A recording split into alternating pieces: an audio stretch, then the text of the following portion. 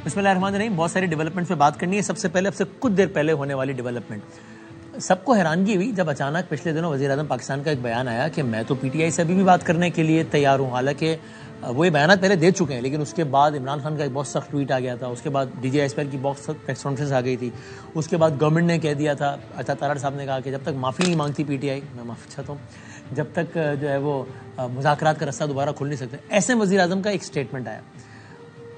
وہ اسٹیٹمنٹ کیا تھا پہلے ذرا یہ دیکھیں. میں نے آج اخبار میں پڑھا ہے پی ٹی آئی جو بات کریں ڈائلاگ کی, تو میں نے تو اسمبلی میں ڈائلاگ کی ان کو دعوت دی, اس سے پہلے بھی دعوت دی, اس کے بعد بھی دعوت دی. اگر وہ اس کے اوپر تیار ہے تو گورنمنٹ پاکستان بالکل تیار ہے, لیکن اس کی آڑ میں غیر قانونی اور بلیک میلنگ وہ نہیں ہو سکتی. جائز معاملات ہیں, اس کی روشنی میں ڈائلاگ آگے بڑھ سکتا ہے. ہوا یہ کہ اس کے بعد پی ٹی آئی نے اس کو ریجیکٹ کیا, دو ٹوک الفاظ میں ریجیکٹ کیا. سیکریٹری اطلاعات شیخ وقاص اکرم صاحب نے پرائم 11 آر میں اس کو ان الفاظ میں مسترد کیا وزیر اعظم کی ان آفر کو. سے بات ہوئی, انہوں نے بالکل بڑا واضح بتا دیا کہ خان صاحب جو ہیں انہوں نے حکومت کے ساتھ کسی بھی قسم کی انگیجمنٹ سے منع فرمایا ہے پاکستان تحریک انصاف کو. اور ساتھ ساتھ یہ بھی پیغام دیا اشرف زئی صاحب اور راجہ ناصر صاحب جو ہے, اگر انہیں کوئی اپروچ کرتا ہے کسی حوالے سے تو ان کے پاس پوری اتھارٹی ہے کہ یہ ڈیسائیڈ کر سکتے ہیں whether they want to talk or not. They have your mandate, your authority. They have the mandate of the تحریک تحفظ عین Pakistan. They have been authorized by Imran Khan صاحب. پاکستان تحریک انصاف بالکل ہم اس آفر کو ریجیکٹ کرتے ہیں, ہم اس پہ بات نہیں کرنا چاہتے. سو پی ٹی آئی نے ریجیکٹ کیا. Aleema Bibi went to the extent of saying کہ جو مذاکرات کی بات کرے وہ ہم میں سے نہیں ہے. لیکن پی ٹی آئی نے ساتھ میں ضرور کہا کہ علامہ راجہ ناصر عباس صاحب اور اشرف زئی صاحب اگر کوئی بات آگے بڑھانا چاہیں تو بڑھا لیں. تھوڑی دیر پہلے اجلاس ختم ہوا تحریک تحفظ عین پاکستان کا, جس میں انہوں نے کہا کہ اجلاس میں شرکاء نے اصولی طور پر اس بات پر اتفاق کیا کہ ملک کو درپیش مسائل اور عوام میں مایوسی کے خاتمے کے لیے ایک نئے میثاق کی, چارٹر کی بہت سخت ضرورت ہے. اور نئے میثاق میں اپوزیشن, مستقبل میں شفاف انتخابات, نئے الیکشن کمشنر کی تقرری, پارلیمانی بالادستی, قانون کی حکمرانی, انسانی حقوق کی پاسداری, آئینی اور جمہوری اقدار کی مضبوطی کے لیے ڈائلاگ کے لیے تیار ہے. تحریک تحفظ عین پاکستان نے وزیر اعظم کی اس پیشکش کو قبول کر لیا.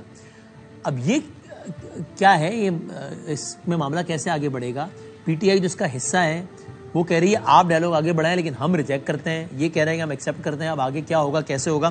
پی ٹی آئی کے سینئر رہنما آف کورس سابق اسپیکر ہیں قومی اسمبلی کے, اور عین پاکستان کے سیکرٹری جنرل ہیں اسد قیصر صاحب ہمارے ساتھ ہیں. سر السلام علیکم. وعلیکم السلام. Sir thank you very much for your time. معصومانہ سوال ہے اسد قیصر صاحب, پی ٹی آئی نے کیا اس کو ریجیکٹ اور ساتھ میں کہا کہ اشرف زئی صاحب چاہیں تو بالکل بات آگے بڑھائیں. اشرف زئی صاحب کی تحریک تحفظ عین پاکستان نے کیا اس کو ایکسیپٹ.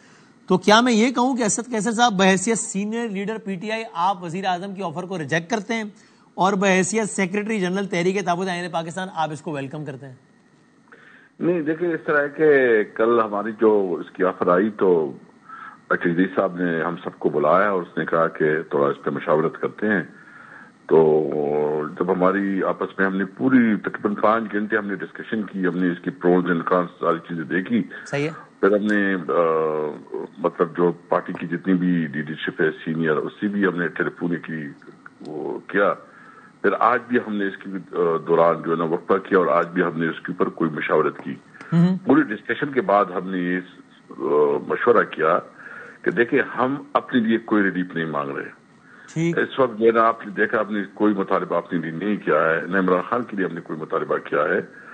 ہم سمجھتے ہیں کہ اس وقت پاکستان جو ہے نا ایک بہت مشکل حال میں ہے. آپ کے مشرقی اور مغربی دونوں سرحدات غیر محفوظ ہے. آپ جو ہے نا اس وقت ایران بھی آپ سے زیادہ خوش نہیں ہے, اور خیبر پختونخوا میں اور بلوچستان میں سیریس انسرجنسی ہے, اور پھر پولیٹیکل ٹرمائل تو خدا نخواستہ ملک کی جنگی کی طرف جا سکتے ہیں. تو ہم نے ایک واضح طور پر جو موقف اپنایا ہے کہ جمہوریت کے لیے, آئین کی بالادستی کے لیے, اور قانون کی حکمرانی کے لیے, اور سول سپرمیسی کے لیے, مطلب ایک 1973 آئین کو عملی شکل میں بحالی کے لیے ہم تمام اسٹیک ہولڈر کے ساتھ بات کر سکتے ہیں.